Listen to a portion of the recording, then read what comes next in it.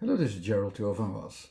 I have a guiding theory of how to recognize the focuses of letters. These focuses make certain associations possible from there, or we also use them as focuses to describe actually the content of a letter.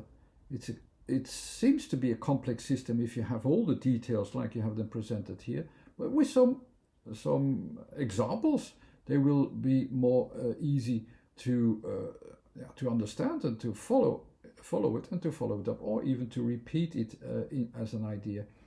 Always three different categories, and one of these letters will fit most to one of these three categories of points, of directions, or of a range of focus. But we will make it actually more easy with examples. So we will use the word swallow. I had another bird in the previous video, which started with something that I associated a bit in the same way with the first letters. Immediately made a reminder of the swallow, like this bird very far in the sky, which is moving very high up, and I wanted to describe it, and therefore I will do that also in this video with the letters, because the description of how we see the swallow should actually correspond also to the word. And let's try and find out. Let's first see how we see the swallow, or how I see the swallow, how it is behaving and how I recognize it, and what I can, even what kind of signals it gives to us, so that I can see not just its behavior, but also a whole aspect of behaviors that almost tells me something. And you see them very far in the sky, where it of course hunts insects, and it does this not almost never alone, it's always in a group. And we hear this very high wee sound, okay, not really wee, this high sound, which might, I think, it has to do with resonances, that it can recognize the insects better, so that it can pick them out and eat them while flying. Typical is, of course, it also stays in the sky almost all the time. That's also something that we know. And another thing that we know of this bird, which is also typical, is that it will fly higher when it's good weather, and it flies lower when it's more humidity in the air. And when it's very low, we also know, okay, it's a very good chance that it will rain also there, because it's flying lower. These are all the things that are really typical for the bird swallow. But what do we really need to recognize a swallow immediately? Because that's from the rain and so on. Okay, that's something you can learn. It's like from certain plants, you can learn something. From certain animals, you can have certain signals as well, that you can recognize certain patterns in nature because of its circumstances. But is it really typical for the animal itself? How do you recognize the animal? First, immediately, should be described with these letters. So we already know from the previous bird that also starts with S. S is this pattern, which looks for a frame where you can see it, because also for the bird, especially for the swallow, it's suddenly out of your sight, it appears back. Again, it's away, it's quite far away, and this appearing and disappearing from sight is typical for the letters that are associated with the third category. So we can't see the full behavior, so we define it, okay, from here to here is what I can see, and it's behaving itself within that frame. That's already defining all the letters from the last category.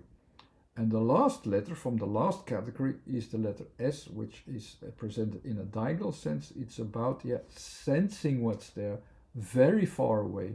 See how the feedback is dominating there. So it's looking for, it's based all about on the feedback which is there. So also the bird there is looking for the right feedback, so it still fits with that bird. The next letter is the letter W. W is the direction. It's a letter from the second category. So now we're talking, first we have the frame of focus, now we have the direction. What kind of direction is followed there in that feedback system? The W is a letter which also is in the diagonal, a diagonal which go upwardly in a way, and it is a direction that is about expansion, actually expansion in a way not with extra power, but really like it's going up, and yeah, it has an after effect. It follows the after effects as well in that feedback system, but it in a way in this way, because it starts on S, it will also expand that area of focus. And that's what we will also see when we notice the bird there. So it will expand that area of focus. So if you do that, you have the S, and this S is expanded. It's also always expanding its territory as well. And that's also the area in which you will find that bird and that bird's behavior.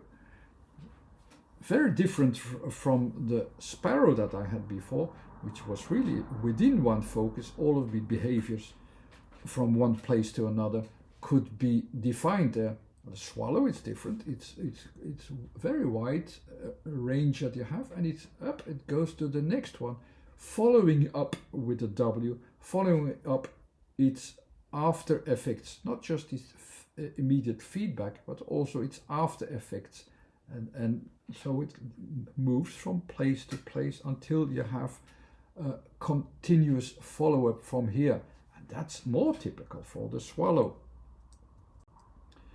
And there you have the letter A, of course, the bird that I noticed, the object of notice. That's my first category. I also go from in that order of definitions. First my frame, then the direction, and then the object. I see the object, the bird. And actually with this schwa actually, and where I find the definition of the bird, where I can find my starting point for the definition of the bird, how it's really continuing, it's actually almost enough with it to almost define it completely. What does the bird do there? Funny enough, I can say, yeah, it is swallowing insects. So simply by this simple association of swallowing and the swallow, you see its connection, and you have this connection very easily associated from there. So do I really need to continue further? Do I really need to explain also the letters that after schwa with lo, that it also includes there? I'm not sure, because if it is needed, you immediately have the object before you. You understand it by following it and associating the letters already.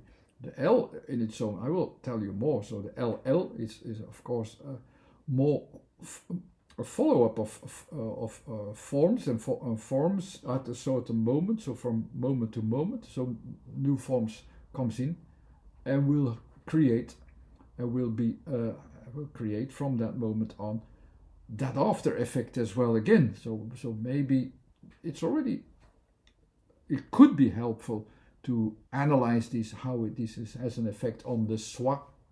But we know already the object, we understand the object already, and we know what's doing there, and how we associate the words, and how we associate the letters and letter combinations, and the words that extra come to mind as well to understand well enough the swallow. So is there really needed much more? Because we have the chance to overanalyze it and see what each letter does. It's not needed. Our mind goes quickly to the positions that we need to recognize it, and we already are there. So we don't really have to go further. We recognize it. So there it is. The swallow is recognizable in its own definition. That was it for this time. Thanks again for watching, and have a nice day. Thanks. Bye.